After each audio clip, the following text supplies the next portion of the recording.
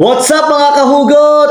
Yan, for today's video ay may tatry tayong mga pinatuyong gulay. Bali na uso to sa Pilipinas. Magbibigay lang ako ng taste test kung ano ba talagang lasa nito. Actually, ito po ay product of Singapore. Pero nung nagpunta ako sa Singapore, hindi ko sila nakita Pero siguro hindi ko lang talaga alam pa yung bagay na to. Bali, meron ditong nakalagay dito, nothing artificial added. At ano siya, no sugar added, no preservatives, no cholesterol. So parang healthy talaga siya mga kahugot. Kasi pito yung ano siya mga gulay. So meron tayo ditong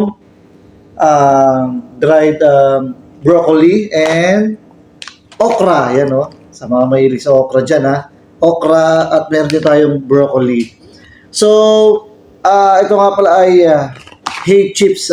Pamagat niya, hay chips. So titikman lang natin, mabilis lang to.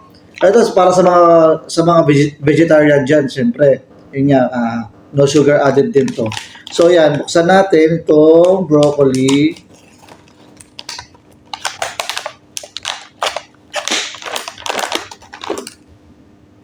Mabango. Lasang lasa tuloy. Amoy siyang broccoli. Bango. So buksan na rin natin tong okra para malaman din natin kung anong lasa niya.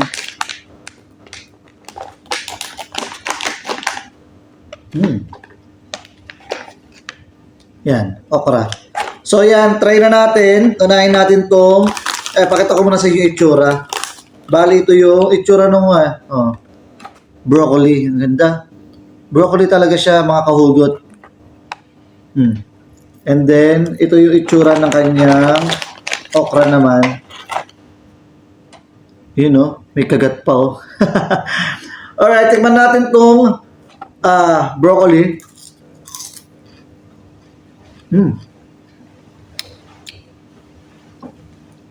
Sarap. And ito natin yung okra. Di ba ang lutong niya? Para sa chichirya. Pero, ito talaga ay tunay na gulay talaga mga kahugot. Broccoli and okra. Ayan natin yan.